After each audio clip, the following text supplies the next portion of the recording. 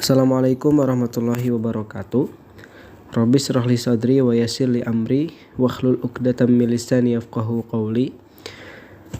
Perkenalkan, nama saya Fawaz Al-Ajhar dengan NPM 101211118 dari kelas C6 Universitas Teknologi Digital. Di sini saya akan mencoba menjelaskan mengenai beberapa materi pendidikan agama Islam 3. Materi yang pertama itu adalah ahamiyatu ma'rifatullah atau urgensi mengenal Allah. Kepentingan mengenal Allah, mengetahui, mengenal, dan mempelajari tentang Allah Ta'ala tentu saja sangat penting bagi kita. Manusia sangat berkepentingan untuk mengetahui siapa penciptanya dan untuk apa ia diciptakan. Definisi yang lain bahwa ma'rifatullah bukanlah mengenali zat Allah, karena hal ini tidak mungkin terjangkau oleh kapasitas manusia yang terbatas. Sebab bagaimana mungkin manusia yang terbatas ini mengenali sesuatu yang tidak terbatas. Yang pertama itu ada dalil nakli yang tertulis di dalam kitab. Di dalam Quran surat Al-An'am ayat 19, Allah Subhanahu wa taala berfirman yang menegaskan bahwa Al-Quran yang diturunkan oleh Allah Ta'ala kepada Nabi Muhammad SAW sudah cukup menjadi penjelasan akan kebenaran risalah yang dibawanya. Tujuan diturunkannya Al-Quran adalah untuk memberikan penjelasan. Yang kedua, dalil akli atau akal logika. Dalil nakli akan semakin terbukti kebenarannya dengan dalil akli yang diperoleh dari ayat-ayat kauniyah. Oleh karena itu, Allah Ta'ala mendorong kita untuk memperhatikan dan memikirkan alam semesta yang maha luas ini. Yang ketiga, dalil fitri atau sunnatullah. Jika manusia menggunakan fitrahnya, maka dia pasti akan menyatakan bahwa tidak ada Tuhan selain Allah yang maha menciptakan alam beserta isinya. Terus, yang kesatu, di ma'rifatullah, di dalam jiwa yang menimbulkan atau meningkatnya iman dan takwa. Keimanan dan ketakwaan itulah yang menjadi jalan bagi manusia untuk mendapatkan berbagai karunia di dunia. Pertama, al-huriyah, kemerdekaan. Yang kedua, at-tumaninah, ketenangan. Yang ketiga, al-barokat, keberkahan. Al-hayatut thayyibah, kehidupan yang baik. Dukhulul jannah, dimasukkan ke dalam surga. Yang keenam, mardatillah, keridhaan Allah Ta'ala. Ma'rifatullah itu dapat mengantarkan manusia kepada peningkatan iman dan takwa. Dengan iman dan takwa itulah mereka akan memperoleh as-sa'adah, kebahagiaan yang hakiki.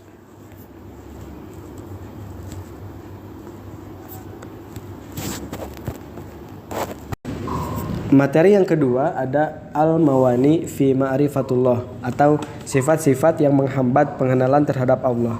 Yang pertama ada al-fiqsu atau kefasikan. Fasik adalah orang yang senantiasa melanggar perintah dan larangan Allah, bergelimang dengan kefasikan atau kemaksiatan, serta senantiasa berbuat kerusakan di bumi. Mereka hanya mementingkan kehidupan dunia saja, tidak memikirkan akhirat nanti. Kedua ada al-kibru atau kesombongan. Sombong merupakan sikap di mana hati seseorang ingkar dan selalu membantah terhadap ayat-ayat Allah. Sombong adalah menolak kebenaran dan meremehkan manusia. Yang ketiga az-zulmu, kezaliman.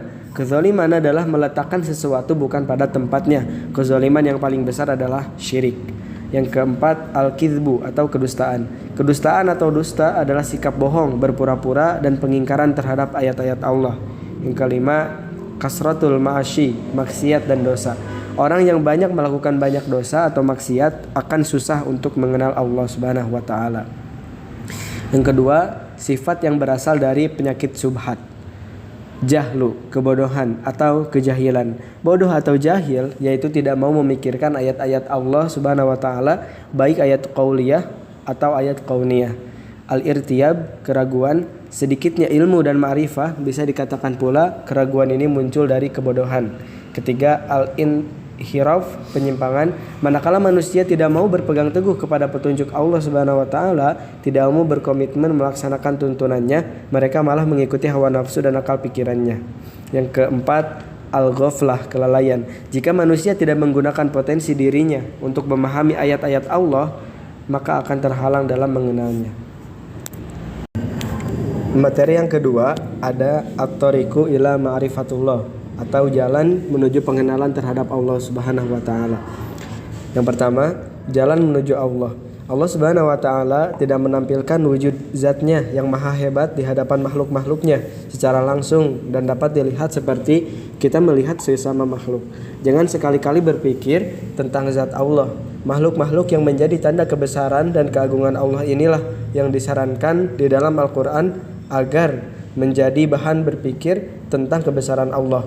Untuk mengenal Allah, kita harus mengenal diri kita sebagai makhluk ciptaannya. Nah, untuk mengenal Allah, ada dua ayat yang menjadi dasar dalam pengenalan Allah. Yang pertama ada ayat qauliyah. Ayat qauliyah adalah ayat yang berasal dari ucapan yang bersumber dari firman Allah yang ada di dalam Al-Quran. Yang kedua ada ayat qauniyah. Ayat qauniyah yaitu tanda-tanda kebesaran atau ayat-ayat Allah yang ada di alam raya. Sunnatullah atau takdir Allah, hukum alam, ini memegang peran kunci dalam menentukan keselamatan di dunia. Untuk mengenal Allah itu ada dua metode. Yang pertama ada metode berdasarkan Islam. Yang pertama dengan nakli dan akal. Dengan akal manusia mampu berpikir dan memilih antara yang benar dan salah. Yang kedua tasdik, membenarkan. Hasil dari berpikir dan meneliti secara terus-menerus pedoman-pedoman yang sewajarnya akan mencetuskan rasa kebenaran, kehebatan dan keagungan Allah. Yang ketiga menghasilkan iman. Pengenalan Allah lewat metode Islam akan menghasilkan keimanan. Yang kedua ada metode selain Islam. Yang pertama ada dugaan dan hawa nafsu. Sangkaan dan hawa nafsu, campur tangan dua unsur ini sangat tidak mungkin untuk mencapai natijah yang tepat dan sahih. Yang kedua ragu-ragu. Apabila jalan yang dilalui tidak jelas dan tidak tepat, maka hasil yang didapati juga sangat tidak meyakinkan. Yang ketiga, berakibat kufur. Semua metode pengenalan yang tidak berasaskan cara yang dianjurkan oleh Islam akan membawa ke jalan kekufuran terhadap Allah Subhanahu wa taala. Materi yang keempat itu ada al-adillah ala wujudillah, bukti keberadaan Allah Subhanahu wa taala. Yang pertama, eksistensi Allah. Eksistensi Allah adalah bagaimana mendalami pengertian akan keberadaan Allah itu sendiri. Eksistensi Allah Ta'ala diantaranya dikuatkan oleh dalil-dalil. Dalil yang pertama, ad-dalilul fitri, dalil fitrah. Fitrah artinya al-khilqah, yaitu keadaan asal ketika seorang manusia diciptakan oleh Allah. Adanya naluri bertuhan, ini terbukti dengan apa yang dirasakan oleh manusia itu sendiri yang selalu butuh zat yang lebih tinggi, lebih kuat dan lebih berkuasa dibanding dirinya agar ia dapat berlindung dan memohon pertolongannya. Yang kedua, ad-dalilul hissi, dalil yang dapat diindra. Ada bukti-bukti keberadaan Allah yang dapat dinikmati, dilihat, dirasakan atau disentuh oleh indera manusia. Yang ketiga, ad-dalilul aqli, dalil akal. Jika kita menggunakan akal kita untuk memperhatikan berbagai fenomena di alam semesta ini, akan sampailah kita pada suatu kesimpulan bahwa semua fenomena yang ada itu membuktikan bahwa Allah itu ada. Keempat, dalil nakli. Dalil nakli adalah dalil pembuktian akan keberadaan dengan merujuk petunjuk kitab suci. Kelima, dalil sejarah. Eksistensi Allah Ta'ala telah diberitakan di sepanjang sejarah manusia, mulai dari mana manusia pertama Adam alaihi salam hingga Rasulullah Muhammad sallallahu alaihi wasallam. Yang kedua, mengagungkan Allah. Sesungguhnya termasuk kewajiban terbesar secara akal dan nakli adalah mengenal keagungan Sang Maha Pencipta yang keesaannya diakui oleh alam semesta. Dalam upaya mengagungkan Allah Subhanahu wa taala dalam setiap kesempatan, maka dibutuhkan hati yang bersih dan jiwa yang suci. Ada cara untuk mengagungkan Allah. Yang pertama dengan doa. Sering bersimpuh memohon kepada Allah Subhanahu wa taala agar menanamkan di hati kita rasa pengagungan terhadapnya, merasa rendah di hadapannya baik dalam keadaan tersembunyi ataupun dalam keadaan terang-terangan. Yang kedua, menjauhi perbuatan maksiat. Perbuatan maksiat itu mempengaruhi pengagungan seseorang terhadap Allah dan memperlemah rasa itu dalam hatinya. Yang ketiga, merenungi penciptaan Allah. Tafakkur ini termasuk sebab atau faktor yang paling penting yang bisa membantu kita untuk menumbuhkan rasa pengagungan dan penghormatan terhadap Allah. Yang keempat, mentadaburi kitabnya dan memahami maknanya. Dengan mentadaburi kitabnya dan memahami maknanya, kita akan terbantu untuk mengagungkan Allah. Yang ketiga itu ada mentauhidkan Allah. Ilmu tauhid menjadi dasar pedoman dalam ajaran Islam. Ilmu inilah yang akan membantu manusia menetapkan akidah-akidah keagamaan melalui dalil atau aturan yang jelas. Baik, mungkin itu saja yang bisa saya sampaikan. Mohon maaf bila ada kesalahan baik dalam perkataan maupun penjelasan atau ketidaksempurnaan materi. Akhirul kalam, wassalamualaikum warahmatullahi wabarakatuh.